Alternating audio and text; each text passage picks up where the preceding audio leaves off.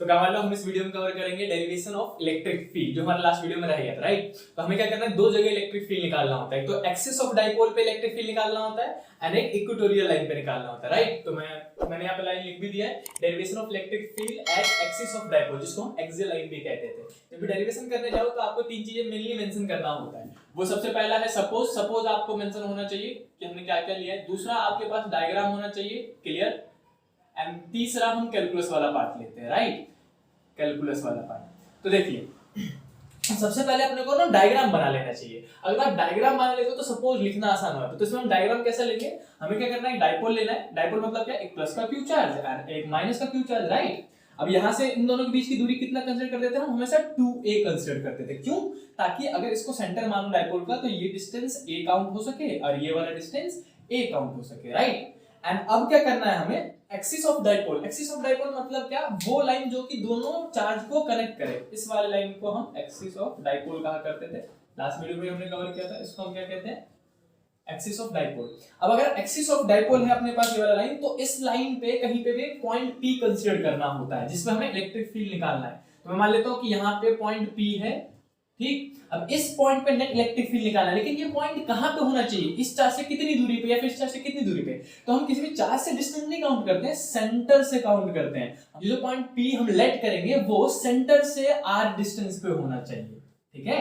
तो हम हमेशा जो डिस्टेंस होता है वो सेंटर से मानते हैं, किसका, पॉइंट का।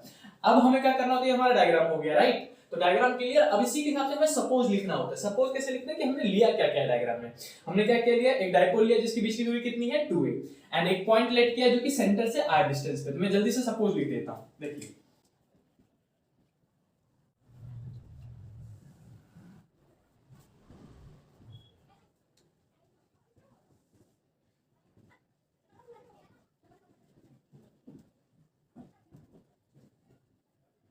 ये था हमारे पास सपोज में हमने क्या लिखा कि we have a dipole having charge plus minus q, एक प्लस का चार्ज होगा एक माइनस का चार्ज होगा, और इनके बीच की दूरी जो होती है वो बहुत छोटी होती है, 2a होता है। एंड एक हमने पॉइंट कंसीडर किया जो कि r डिस्टेंस पे है, कहां से, सेंटर ऑफ डाइपोल से, राइट।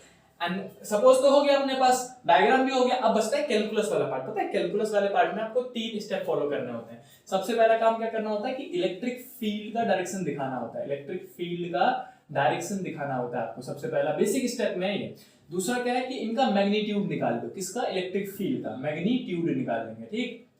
एंड तीसरा और लास्ट स्टेप क्या होता है, वेक्टर सम की मदद से नेट इलेक्ट्रिक फील्ड निकाल लीजिए। वेक्टर सम करना है हमें नेट इलेक्ट्रिक फील्ड निकालने के लिए, राइट। तो मैं सबसे पहला स्टेप करता हूं, बहुत आसान है एक्चुअली में। हम क्या करेंगे, इसको पॉइंट A बोल देंगे, इसको पॉइंट B बोल देंगे। ये तो P है ही हमारे पास, है ना। अब A वाला जो है वो प्लस चार्ज है, प्लस चार्ज से इलेक्ट्रिक फील्ड लाइंस निकलता है। तो इस चार्ज की वजह से इस पॉइंट पे इलेक्ट्रिक फील्ड किधर की ओर होगा, आउटसाइड की तरफ ना, बाहर की तरफ, बाहर की ओर निकल रहा है। तो इधर की ओर दिखा देंगे, हम बोलेंगे कि A वाले की वजह से बाहर की ओर होगा, इसको नाम देंगे EA। E मतलब इलेक्ट्रिक फील्ड, A मतलब A वाले चार्ज की वजह से, राइट। एंड माइनस चार्ज है दूसरा, तो माइनस चार्ज में तो इलेक्ट्रिक फील्ड अंदर आता रहता है, तो इस चार्ज की वजह से इस पॉइंट पे इलेक्ट्रिक फील्ड अंदर की ओर होगा, जिसको हम ऐसे करके एरो करके दिखा देंगे और इसको लिख देंगे EB, electric field due to B वाला चार्ज, गॉट इट। तो डायरेक्शन तो हो गया अपने पास, इतना था बेसिक स्टेप है ये। और दूसरा मैग्नीट्यूड निकालना। तो मैग्नीट्यूड कैसे निकालेंगे कि हमारे पास जनरल फार्मूला क्या होता है, जनरल फार्मूला जो होता है अपने पास इलेक्ट्रिक फील्ड का वो होता है E =kq/r², राइट। अब जब हम EA निकालने जाएंगे तो EA का फॉर्मूला क्या बनेगा, EA का बनेगा, EA मतलब इस चार्ज की वजह से इलेक्ट्रिक फील्ड ना, तो इस चार्ज की वजह से जो इलेक्ट्रिक फील्ड होगा वो कितना माना जाएगा, K का K, Q छोटा वाला Q है, स्मॉल Q है, तो स्मॉल Q अपॉन में r²। अब r² क्या होता है, चार्ज और पॉइंट के बीच की दूरी। तो चार्ज तो ये रहा A वाला, और पॉइंट तो यहाँ पे, तो ये डिस्टेंस कितना होगा, देखिए यहाँ से यहाँ तक r है और यहाँ से यहाँ तक A, तो दोनों को ऐड कर देंगे तो पूरा डिस्टेंस आ जाएगा। तो it is r plus a, और स्क्वायर था इसलिए होल स्क्वायर लगा देंगे, ठीक। इसको इक्वेशन 1।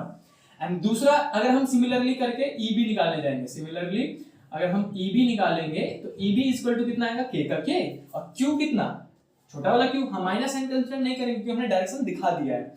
तो यहाँ पे K का K, Q का Q एंड r² मतलब distance between point and charge, sorry charge and point उल्टा हो गया। तो चार्ज और पॉइंट के बीच की दूरी कितनी होगी, तो इस बार देखिए ये पूरा r था ना और ये A है, तो R में से अगर A को सर माइनस कर दो तो ये वाला डिस्टेंस निकलेगा, राइट। यहाँ पे लिखा जाएगा R माइनस A, और स्क्वायर होता है R का इसलिए होल स्क्वायर लगा दिया, इसको क्वेश्चन नंबर 2 कह दिया। तो हमारे पास दूसरा स्टेप भी हो गया, मैग्नीट्यूड निकल गया भाई सब दोनों का। अब क्या करना होता है आपको, वेक्टर सम की मदद से नेट इलेक्ट्रिक फील्ड निकालना होता है। तो हम यहाँ लिखेंगे कि वेक्टर सम करेंगे हम, वेक्टर सम अब वेक्टर सम करने के लिए अगर अपोजिट डायरेक्शन में दो वेक्टर हो, अपोजिट डायरेक्शन का केस है, ऑलरेडी हमने वीडियोस में कवर कर रखा है। अगर अपोजिट डायरेक्शन का केस है तो हम नेट इलेक्ट्रिक फील्ड कैसे निकालते हैं, बड़ा वाला माइनस छोटा वाला करके, बिल्कुल सही। तो हम कैसे करेंगे, यहाँ पे लिखेंगे ई नेट इज इक्वल टू हो जाएगा अपने पास बड़ा वाला फोर्स माइनस सॉरी बड़ा वाला इलेक्ट्रिक फील्ड माइनस छोटा वाला इलेक्ट्रिक फील्ड। अब बड़ा वाला इलेक्ट्रिक फील्ड कौन सा है इनमें से, ये कैसे पता चलेगा, हमने एक बेसिक रूल पढ़ रखा है जो कि क्या अपने पास कि अगर डिनोमिनेटर छोटा हो तो एक्चुअल वैल्यू बड़ी बड़ी होती है, राइट। तो इसमें r माइनस ए आ रहा है, इसमें r प्लस ए आ रहा है, तो r माइनस ए तो छोटा होगा ना, इसमें माइनस हो रहा है ना r में से a, और इसमें प्लस हो रहा है तो ये बड़ा हो जाएगा, तो इसका डिनोमिनेटर छोटा हुआ। तो अगर ये डिनोमिनेटर छोटा है तो ये वाली वैल्यू बड़ी होगी, तो बड़ा वाला वैल्यू कौन हो गया, eb। तो eb में से बड़ा वाला माइनस छोटा वाला कर देंगे, और क्यों करेंगे, क्योंकि आप लिखेंगे eb जो है वो ea से ग्रेटर है, इसलिए बड़ा वाला माइनस छोटा वाला कर देंगे। एंड इसके आगे क्या करना है, बस आपको EA और EB की वैल्यूज पुट करनी है इसमें EA और EB की वैल्यूज इक्वेशन 1 एंड 2 से पुट करने के लिए लिख देंगे हम यहाँ पे फ्रॉम इक्वेशन 1 एंड 2 हमें क्या मिलेगा, जो E नेट है गांव वालों वो कितना आएगा, E नेट की तो EB की वैल्यू पुट करेंगे, EB कितना है यहाँ पे KQ अपॉन में EB में r माइनस a था तो r माइनस a का होल स्क्वायर, फिर बीच में एक माइनस का साइन है तो माइनस का साइन ले लिया हमने, एंड देन EA में r प्लस a था तो k का k q का q r प्लस a का होल स्क्वायर कर देंगे। अब हमें आसानी से दिख रहा है कि हमारे पास कॉमन निकल जाएगा, कौन k q, तो कॉमन निकाल लेंगे तो E net is equal to आ जाएगा k q कॉमन, एंड यहाँ पे क्या बच गया 1 अपॉन में r माइनस a का होल स्क्वायर, फिर माइनस है ये वाला, और यहाँ पे r प्लस a का होल स्क्वायर आ जाएगा, राइट। एंड अब इसको एलसीएम लेना पड़ेगा, एलसीएम लेने का बेसिक रूल क्या है कि हम इसको आपस में मल्टीप्लाई कर देंगे, और ये वाला इधर और ये वाला इधर, क्लियर। तो मैं जल्दी से कर देता हूं इसको, E net is equal to कितना आएगा, k का k q का q, एंड इसको आपस में मल्टीप्लाई करना है, यानी डिवाइड में ऐसे कर देंगे r माइनस a का स्क्वायर इनटू में r प्लस a का स्क्वायर, ऐसे करके आपस में मल्टीप्लाई करते हैं, और ये वाला इधर इसके साथ 1 के साथ मल्टीप्लाई करेंगे तो वही आ जाएगा r प्लस a का स्क्वायर, फिर बीच में माइनस था और फिर ये वाला इधर यानी कि r माइनस a का होल स्क्वायर, राइट। एंड अब हमें क्या करना होता है, तीन आइडेंटिटी लगानी होती है। तीन आइडेंटिटी कौन सी, मैथ की जो तीन आइडेंटिटी है वो लगानी भी होती है और लिखनी भी होती है। तो हमने कौन कौन सी आइडेंटिटी लगाई है यहाँ पे, तो यहाँ पे हम लगाएंगे a प्लस b का whole square, that is a का स्क्वायर प्लस में b का स्क्वायर प्लस में 2ab, जो कि हमारा ये लगेगा, right. And a minus b का होल स्क्वायर लगाएंगे जो कि हमारा ये लगेगा, तो इसको लिखते हैं a का स्क्वायर प्लस में b का स्क्वायर माइनस का 2ab होता है ना। एंड तीसरा a प्लस b और इनटू में a माइनस b, अगर कोई ऐसा केस बना तो उसका फॉर्मूला क्या होता है, a square minus b square. ये तीनों आइडेंटिटी लगाएंगे, उनको लिखना भी मेंशन करना भी जरूरी होता है। अब देखिए एक एक करके लगाता हूं जल्दी से। तो हम लिखेंगे E नेट का E नेट, k का k, q का q, एंड यहाँ पे a प्लस b का होल स्क्वायर लगाएंगे तो a का स्क्वायर प्लस में b का स्क्वायर प्लस में 2ab। अब ब्रैकेट लगाएंगे क्योंकि माइनस है ना यहाँ पे, तो इस माइनस फिर ब्रैकेट लगाए a माइनस b का होल स्क्वायर खोलेंगे तो r का स्क्वायर प्लस में a का स्क्वायर माइनस का 2ab होगा ना यहाँ पे, a माइनस b का होल स्क्वायर, राइट।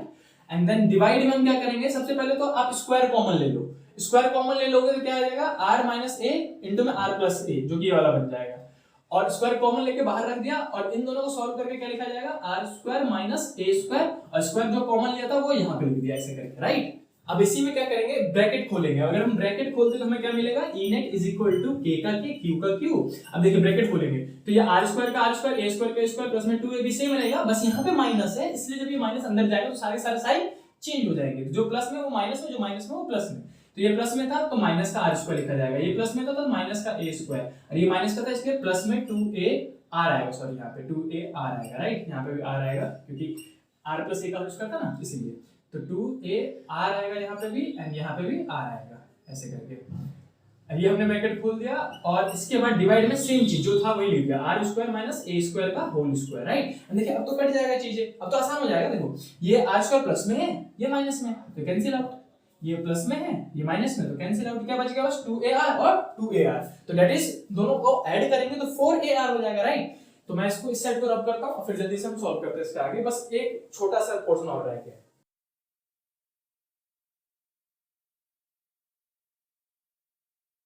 तो हमारे पास लास्ट क्या निकला था, ये वाला, तो इसको मैं जल्दी से मेंशन कर देता हूं यहाँ पे। E net is equal to कितना आता है, k का k, q का q इनटू में 4ar है ना, दोनों को ऐड कर दिया था हमने, एंड देन डिवाइड में r square minus a square का होल स्क्वायर, ये हमारे पास निकला था।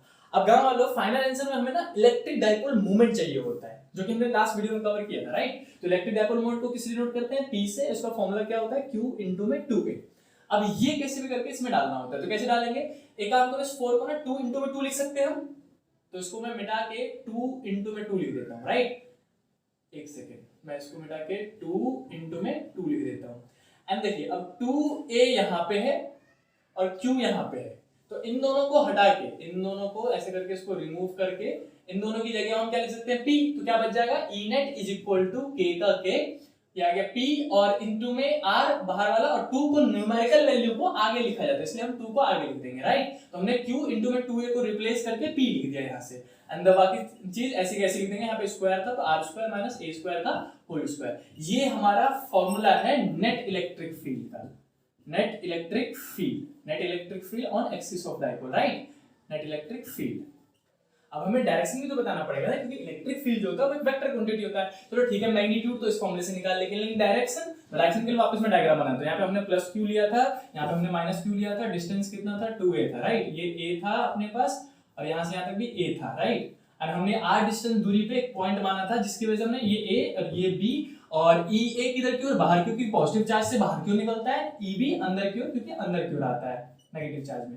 हम कैसे निकालेंगे नेट इलेक्ट्रिक फील्ड, बड़ा वाला माइनस छोटा वाला, और जो नेट इलेक्ट्रिक फील्ड होता है वो बड़े वाले की तरफ होता है, राइट। तो इसमें हम बोलेंगे since EB was greater than EA, therefore जो नेट इलेक्ट्रिक फील्ड होगा E net वो in the direction of B होगा, in the direction of EB की तरफ ही होगा, यानी कि इधर की तरफ होगा E net। अब इसको एक और तरीके से लिख सकते हैं इलेक्ट्रिक डाइपोल मूवमेंट के टर्म में। अच्छा, इलेक्ट्रिक डाइपोल मूवमेंट का डायरेक्शन क्या होता है, फॉर्मूला तो ये होता है, लेकिन इसका डायरेक्शन की बात करें तो ये इसका डायरेक्शन होता है माइनस से प्लस की तरफ ना, नेगेटिव टू पॉजिटिव होता है। तो इलेक्ट्रिक डाइपोल मूवमेंट भी इधर की ओर ही होता है और नेट इलेक्ट्रिक फील्ड भी इधर ही आ रहा है, तो हम ये भी लिख सकते हैं कि E net जो होता है is in the direction of electric dipole movement, is in the direction of electric dipole movement, उसी के डायरेक्शन में होता है, ठीक। तो ये था अपने पास पूरा एक्सियल का फॉर्मूला। इसमें एक छोटा सा कॉन्सेप्ट और है जो कि है कि अगर अपने को जो ये वाला डिस्टेंस है, ये वाला 2a वाला डिस्टेंस जो वो बहुत छोटा मान लिया जाए, इसी फॉर्मूले को थोड़ा सा और एक्सटेंड करके लिखने के लिए बोला जाता है, एक और फॉर्मूला निकाला जाता है जो कि न्यूमेरिकल में काफी जगह यूज होता है। तो वो क्या है कि अगर मैं r को बहुत बड़ा मान लूं एज कंपेयर टू a, ये जो r डिस्टेंस है वो बहुत बड़ा है और जो a वाला डिस्टेंस है वो ये वाला वो बहुत छोटा है, तो इस केस में क्या करता हूं, एक तो a छोटा है, ऊपर से यहाँ पे इसका a स्क्वायर है, तो स्क्वायर अगर कोई छोटे वैल्यू का स्क्वायर करते तो वो और छोटा हो जाता है, तो हम इसको नेग्लेक्ट कर सकते हैं। तो यहाँ लिखेंगे वी कैन नेग्लेक्ट किसको, a स्क्वायर, राइट। तो हमें क्या मिल जाएगा formula, E net is equal to हो जाएगा 2 का 2, k का k, p का p, r स्क्वायर r का r, राइट, एंड डिवाइड में r स्क्वायर का बाहर में स्क्वायर था तो ये r की पावर 4 हो जाएगा, फिर एक से एक r काटेंगे तो 3 बचेगा। तो जो फाइनल फॉर्मूला एक कई बार न्यूमेरिकल में हम इस्तेमाल करते हैं वो होता है 2kp अपॉन में r क्यूब, ये वाला फॉर्मूला भी इस्तेमाल करते हैं, लेकिन डायरेक्शन सेम रहेगा, इसका भी डायरेक्शन किधर क्यों रहेगा, ये वाला जो हमने पढ़ा है अभी। तो ये था अपने पास पूरा एक्सियल का डेरिवेशन, कुछ भी नहीं बचा, सब कुछ एक सिस्टमैटिक वे में आपको बता दिया गया है, राइट। अब मैं इसको रन करता हूं, इक्वेटोरियल हम इसी वीडियो में कवर करेंगे।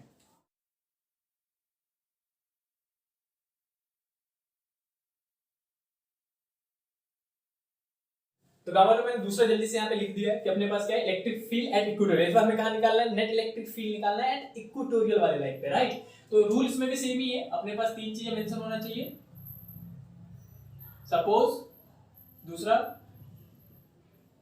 डायग्राम क्लियर होना चाहिए, एंड तीसरा अपने पास कैलकुलस था,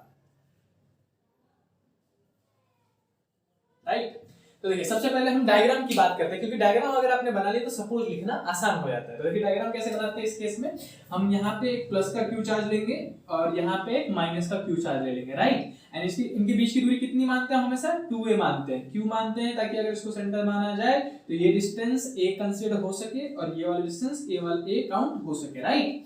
एंड अब इक्वेटोरियल लाइन कौन सा होता है, इक्वेटोरियल लाइन मतलब होता है वो लाइन जो कि परपेंडिकुलर हो किसके, एक्सिस वाले के, सेंटर से पास हो रहा हो। तो सेंटर हमारा ये माना है हमने, तो इसके सेंटर से ऐसे करके एक लाइन पास हो रहा होगा, इसी लाइन पे कहीं पे भी एक पॉइंट P कंसीडर करना होता है जिस पे हम नेट इलेक्ट्रिक फील्ड निकालेंगे, राइट। तो मैं यहाँ पे पॉइंट P कंसीडर कर लेता हूँ, ये है हमारा पॉइंट P, ऐसे करके यहाँ पे मेंशन कर दिया। अब ये P पॉइंट जो है वो कितनी डिस्टेंस पे होना चाहिए, सेम चीज यहाँ पे भी है, r डिस्टेंस पे होना चाहिए, लेकिन कहाँ से, सेंटर ऑफ डाइपोल से, यानी कि सेंटर, इसको नीचे वाले को मिटा देता हूँ मैं, सेंटर ऑफ डाइपोल से यहाँ से ये जो पॉइंट है वो r डिस्टेंस पे होना चाहिए, यानी कि ये वाली जो दूरी होगी वो कितनी होगी, r होगी, राइट।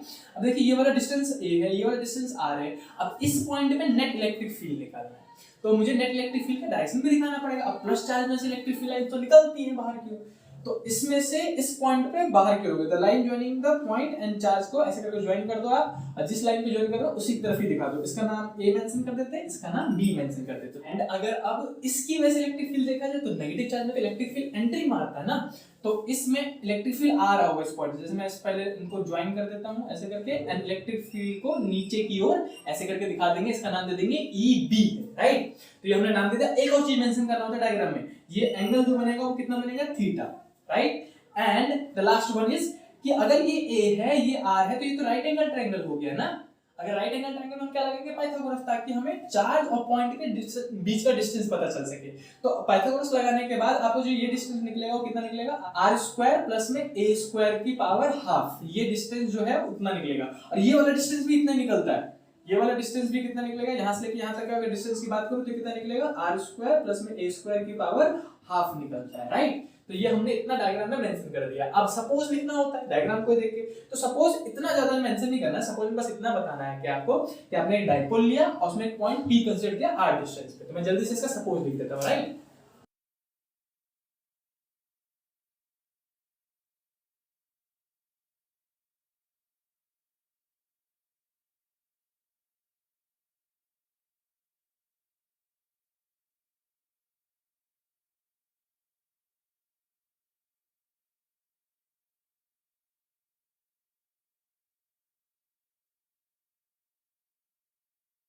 Line, right. तो ये हमने सपोज लिख दिया। सपोज में हमने क्या लिखा कि हमारे पास एक डायपोल है प्लस माइनस क्यू चार्ज वाला, एक प्लस एक माइनस, डिस्टेंस 2a है, और जो हमने पॉइंट कंसीडर किया था उसको मेंशन कर दिया, पॉइंट p इक्वेटोरियल लाइन पे लिया r डिस्टेंस पे, राइट।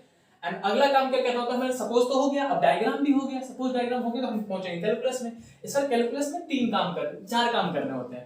पहला काम क्या होता है कि आपको वेक्टर रिजोल्यूशन करना पड़ेगा, वेक्टर को डिवाइड करना पड़ेगा, उसको हम क्या कहते हैं, वेक्टर रिजोल्यूशन। दूसरा काम हमें करना होता है सेम चीज, अब इसमें मैग्नीट्यूड निकालेंगे। डायरेक्शन तो हमने ऑलरेडी दिखा दिया ई ए और ई बी का, इस बार मैग्नीट्यूड निकालेंगे, मैग्नीट्यूड। ओवरऑल 3 ही पॉइंट बनेंगे फिर भी। एंड चौथा काम क्या करना होता है आपको, वेक्टर सम की मदद से नेट इलेक्ट्रिक फील्ड निकालना होता है, नेट इलेक्ट्रिक फील्ड निकालना होता है वेक्टर सम की मदद से, राइट। अब हम कैसे करेंगे, सबसे पहले वेक्टर रिजोल्यूशन हमारा स्टेप है। कैलकुलस में सबसे पहले क्या करेंगे, वेक्टर रिजोल्यूशन करेंगे। अब वेक्टर रिजोल्यूशन में क्या करते हैं गाँव वालों, हमें पता होना चाहिए, हमने ऑलरेडी वीडियोस में कवर कर रखा है कि अगर एक वेक्टर ए इधर की ओर है और ये बेस के साथ हॉरिजॉन्टल के साथ एंगल थीटा बना रहा है, तो इस वेक्टर को हम डिवाइड कर सकते हैं इस वाले फॉर्म में और इस वाले फॉर्म में। तो जो ये वाला वेक्टर है नीचे में क्या लिखा जाएगा, a cos थीटा, जिधर की ओर थीटा होता है उधर a cos थीटा आता है, और जिधर कुछ नहीं होता उधर a sin थीटा, यानी कि इसी का sin थीटा ऊपर और जिधर की ओर थीटा उधर का cos। तो वैसे मैं इन दोनों वेक्टर को रिजॉल्व करूंगा। देखिए अब रिजॉल्व कैसे करते हैं कि हम क्या करेंगे, इस वेक्टर को तोड़ के लिख देंगे इस वाले एक्सिस में और इस वाले एक्सिस में। एक इधर की ओर होगा, इसका नाम होगा EA, और सिंस ये थीटा था तो ये वाला थीटा बनता है, राइट। तो ये थीटा है तो जिधर थीटा उधर cos, तो EA का EA और cos थीटा लिख देंगे। अब एक ऊपर की ओर जाएगा तो एक ऊपर की ओर किधर, तो इसको लिख देंगे EA sin थीटा, क्योंकि इधर कुछ भी नहीं था। तो ये हो गया EA का रिजोल्यूशन। एंड EB का भी रिजोल्यूशन करना पड़ेगा आपको। तो EB का रिजोल्यूशन कैसे लिखेंगे कि EB जो था डाउनवर्ड था, तो एक इसका इधर की ओर टूटेगा, एक नीचे की ओर टूटेगा, राइट। अब इधर वाले को हम क्या नाम देंगे, EB, सिंस ये थीटा है, देखो ये थीटा है तो ये भी थीटा मानेंगे हम, और ये थीटा है तो ये भी थीटा ही काउंट होता है, दोनों ही पास पास वाले थीटा काउंट होते हैं, याद रख लेना आप, ठीक। तो ये हमारे पास EB था तो इसको लिखा जाएगा EB, इधर थीटा था इसलिए EB cos थीटा, एंड ये वाला क्या बन जाएगा EB sin थीटा, राइट। अब हम निकालेंगे मैग्नीट्यूड दोनों का। मैग्नीट्यूड कैसे निकालेंगे, जनरल फॉर्मूले से। जनरल फॉर्मूला क्या होता है अपने पास इलेक्ट्रिक फील्ड का, वो होता है E इज इक्वल टू के क्यू अपॉन में आर स्क्वायर, राइट। तो EA निकालने जाएंगे, EA मतलब क्या, प्लस वाले चार्ज की वजह से इस पॉइंट पे इलेक्ट्रिक फील्ड, तो वो लिखेंगे K का K, Q का Q, स्मॉल q था ना इस बार, एंड पॉइंट और चार्ज के बीच की दूरी का स्क्वायर, तो इट इज ये वाला डिस्टेंस, पॉइंट ये रहा, चार्ज ये रहा, तो ये वाला डिस्टेंस है ना, तो इसका स्क्वायर कर देंगे। तो ये कितना है, r प्लस a स्क्वायर की पावर हाफ था, उसको स्क्वायर करेंगे हम, तो ये स्क्वायर से हाफ कैंसिल आउट हो जाएगा,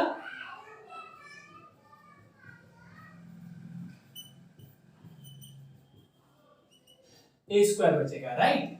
इसको इक्वेशन 1 बोल देंगे। एंड सिमिलरली करके हम यहीं पे सिमिलरली करके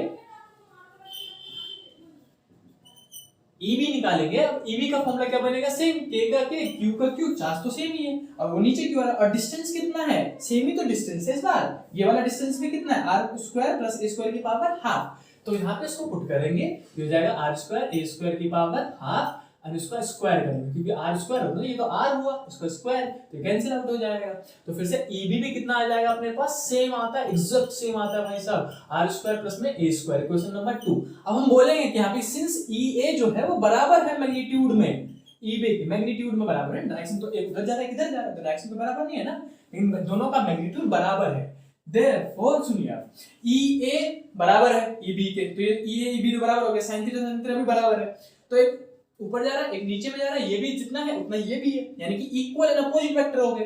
तो जब दो इक्वल एंड अपोजिट वेक्टर है तो ये एक दूसरे को कैंसिल आउट कर देते हैं। हम लिखेंगे यहाँ पे अब इन वाई एक्सिस, वाई एक्सिस मतलब ये वाला एक्सिस ना, ये वाला एक्सिस को वाई एक्सिस और ये वाला एक्स एक्सिस कहलाएगा।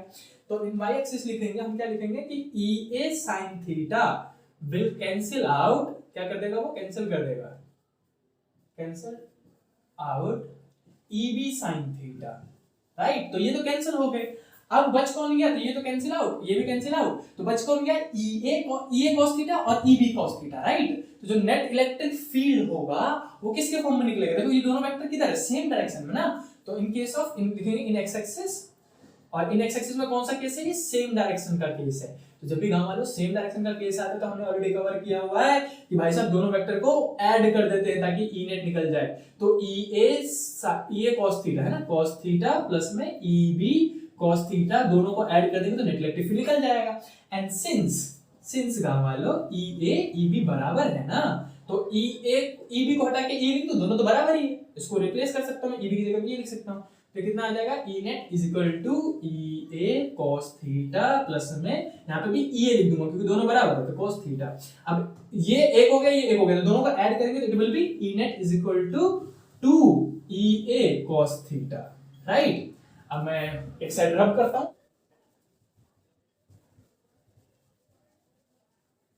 हमने लास्ट का निकाला था 2 ई ए cos थीटा, इसी को कैरी ऑन करते हैं। सुनिए अब हम क्या लिखेंगे, ई नेट जो है वो 2 ई ए cos थीटा था। अब छोटा सा डायग्राम भी बनाना पड़ेगा बगल में, मैं जल्दी से बना देता हूं।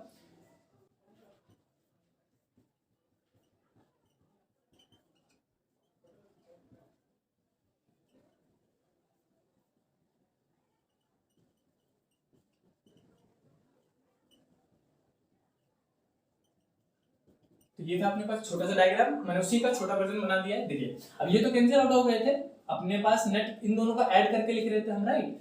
तो हम यहाँ पे अब वैल्यूज पुट कर देंगे, तो ई नेट इज इक्वल टू लिखा जाएगा 2 का 2, ई ए कितना था हमारे पास इक्वेशन नंबर 1 से, यहाँ से तो लिखेंगे q अपॉन के क्यू अपॉन में R square plus A square, right.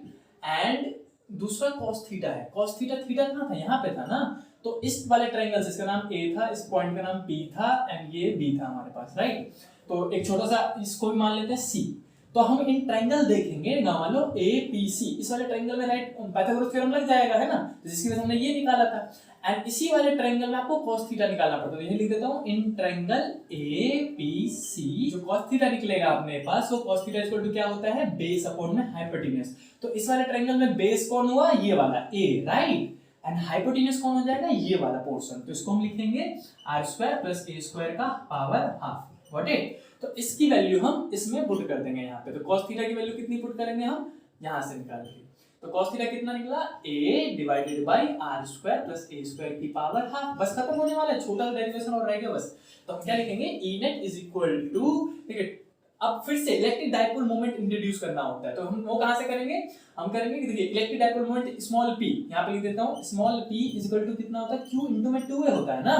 अब q का q, a ये रहा, 2 ये रहा, तुझे क्या चाहिए था, 2 चाहिए था, a चाहिए था और q चाहिए था, तीनों मिल गया। तो इन तीनों को रिप्लेस करके हम लिख देंगे k, तो k बच गया यहाँ पे, इनको रिप्लेस करके लिख देंगे p, small p। Small p मतलब क्या होता है, electric dipole moment, electric dipole moment, ठीक। अब सुन नीचे में क्या बच गया, ये और ये। तो देखो यहाँ पे पावर कितना है 1 और यहाँ पे पावर कितना है हाफ, तो बेस से तो पावर ऐड हो जाता है, तो ऐसे लिखेंगे r square plus a square 1 plus में हाफ हो जाएगा, तो इट विल बी 3/2। तो जो नेट इलेक्ट्रिक फील्ड निकलता है वालों वो आता है kp अपॉन में r square plus a square की पावर 3/2। ये हमारा फाइनल आंसर है।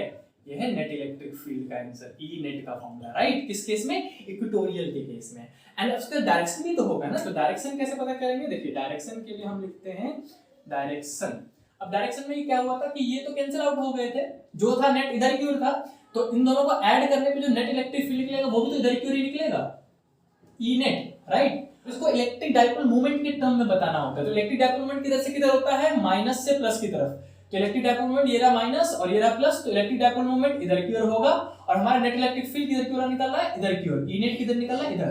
तो हम बोलेंगे इस बार जो डायरेक्शन है नेट इलेक्ट्रिक फील्ड का वो है opposite to the electric dipole moment. Electric dipole moment के टर्म में ही बताना होता है आपको मेनली। इलेक्ट्रिक डाइपोल मोमेंट के अपोजिट है कौन? Net electric field. Got it? अब इसी का एक शॉर्ट वर्जन भी होता है जब हम कहते हैं कि r जो है वो बहुत बड़ा है a से, तो अब a छोटा हो गया, अब उसका a स्क्वायर है, तो स्क्वायर तो और छोटा हो जाएगा, उसको नेग्लेक्ट कर देंगे। तो फिर से लिखेंगे a square can be neglected. अब अगर a स्क्वायर को नेग्लेक्ट करते हैं तो क्या बचेगा? देखिए तो ई नेट इज इक्वल टू आ जाएगा अपने पास k का k, p का p, सेम लिख दिया यहाँ पे हमने। एंड ये तो नेग्लेक्ट हो गया तो चला गया, तो पावर कितना हो जाएगा?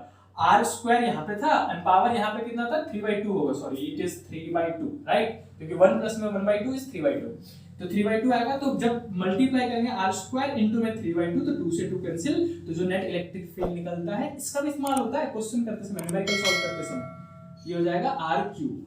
तो ये हमारा निकला नेट इलेक्ट्रिक फील्ड का एक और फॉर्मूला। अब यहीं पे एक छोटा सी चीज और है, देखिए हमने क्या किया था अभी एक्सियल का भी निकाला था, तो ई एक्सियल जो निकलता है इसको मैं ई एक्सियल भी लिख देता हूं। एक्सियल के केस में जो छोटा वाला फॉर्मूला निकला था वो कितना निकला था? इट वाज 2kp अपॉन में r cube, right. And equatorial में वही कितना निकला? इक्वेटोरियल eq लिख देता हूं, इट इज kp अपॉन में r क्यूब निकला ये वाला, राइट। तो ध्यान से देखिए कि मैं इसको रिप्लेस करके इक्वेटोरियल लिख सकता हूं, ई इक्वेटोरियल इसको रिप्लेस करके लिख सकते हैं। तो हम कई बार ये भी लिखते हैं कि जो ई एक्सियल होगा वो बराबर होता है 2 का 2 इनटू में ई इक्वेटोरियल, यानी कि इक्वेटोरियल के 2 टाइम्स, यानी कि डबल होता है कौन? एक्सियल वाला। तो क्या मतलब इस वीडियो में इतना ही, हमने दोनों डेरिवेशन कवर किया। ये दोनों डेरिवेशन बहुत इंपॉर्टेंट है सीबीसी के हिसाब से, क्योंकि डायरेक्टली 3 नंबर पे आता है। क्लियर?